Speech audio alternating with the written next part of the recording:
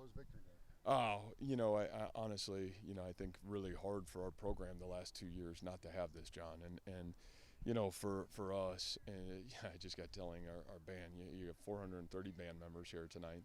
You have our spirit squad here tonight, and you have 130 Iowa State football players, and what makes this place still really special is you can make a difference. And tonight you got to watch our kids make a difference, and that's really what, at the end of the day, we all want to win, we all want to have great success, but there's no greater impact you can have in life than make a difference in the lives of others. And that's what tonight's all about, and what a great reminder as you go into a season where results start to happen and everything can go every which way. But at the end of the day, 18 to 22-year-old young men have to learn how to give more of themselves than they take, and that's what happened tonight. Matt, I know you brought this with you from Toledo, and I don't recall, maybe I asked you this the first year, but I think it originated with a high school coach from Michigan asking to use Toledo's facilities. Can you trace the origin a little bit? Well, yeah. Actually, we the first year I became a head coach at Toledo, I'd heard about this program, and I was so enamored by it that I reached out to this high school football coach, and man, his story, what they were doing, and I just said, geez, can we use this to teach our young people the opportunity that, man, we're playing a game and some young people never have an opportunity to play this. And, it's hard because we get so wrapped up and enamored at this level of football, and hopefully we don't define ourselves as football players, but we define ourselves as humans. And this was a great opportunity as any to really teach us some valuable lessons. See, it's not that bad in the state of Michigan. You're right, Randy. Yeah. Okay, we get to nitty-gritty now. Sure, go ahead. How long do you suspect Jake Remsburg to be out? Honestly, it's been really week to week.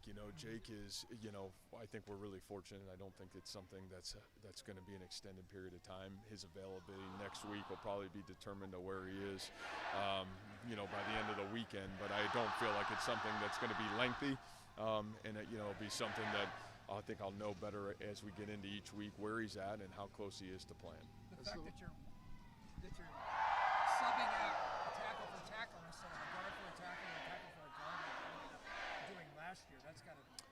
Yeah, I think that those are things we still think we have some solid depth, and you're going to need it. I mean, we're not naive that injuries are going to happen along the way, and you're going to need the next person to step up. And so, I think that's the one thing about fall camp that's been rewarding for our football team is to see growth happen and development happen. And yet, as I'm going to say every time, I mean, we'll see when the lights come on and when you got to go play, and the defense is different, the offense is different, the structure is different. You're not going against the same person or the same team for 3.5 weeks. You're going against somebody different, and I think we'll know a lot more about the depth of that line as we continue on through the early part of the season.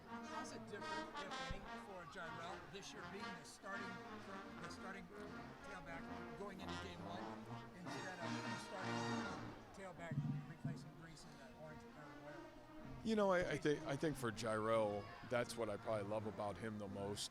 The consistency of who he's been in his career. Man, he's always been the same guy, and I think that consistency is why we had to play him early, why he got the opportunity to play as a true freshman. He's very mature.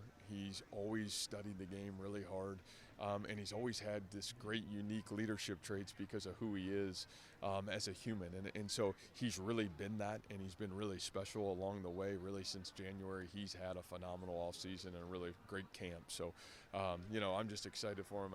Again, though, I think he's earned the right to be confident because of how he works and really who he is as a human.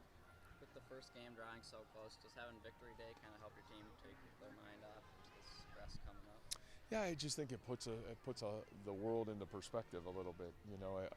18 to 22-year-old kids today. Man, it's hard, and being a father of 4, and you see what these kids are going through, and social media and everything else. I think to find ways to understand that you're not defined by football, you're not defined by our sport, and I think it's easy to get wrapped up in that way. It's easy to live in that world, but I think nights like tonight can bring us back to great centeredness and balance, and understand the opportunity that no matter who you are or what you do, you can make a difference in the lives of others. You spoke at length on Media Day about Tyler Miller. What has he done between August 2nd and now?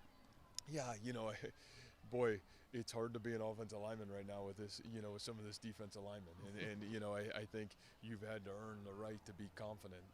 You've had to go battle, and that's what Tyler's done. I think he gained great confidence going against a great defensive line, obviously in the Cheez-It Bowl. But I think for him, you're when you go against Will McDonald every day, and you're going against the likes of some of those guys, you better strap it up. And there's no day off, there's no rep off. And honestly, if you want to be a great offensive lineman, you want to be a great tackle, then there isn't going to be a playoff. And so I think he's learning what consistency and how to come every day. And again, we're at that point in our program where I think iron sharpens iron a little bit. And you go out to practice, you better strap it up and be ready to rock and roll. And obviously, I think Tyler's learned that, and I think our team has learned that along the way this fall. We'll take one more. Coach Myers talks so much about chemistry within the offensive line. How's the group looked without Remsburg out there?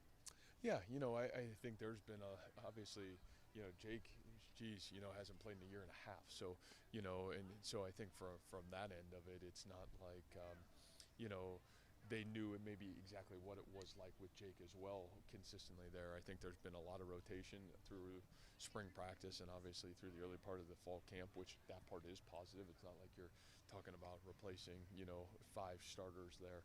So there's chemistry, I think, with the interior of it. I think, man, the guys that have benefited greatly are the guys that are rotating in with that one group really from spring practice all the way through where we are today. So, you want to have continuity, but you also want to have competition, and we're fortunate to have it. Thanks, Matt. Thank you, all right, sir. guys. Thank you.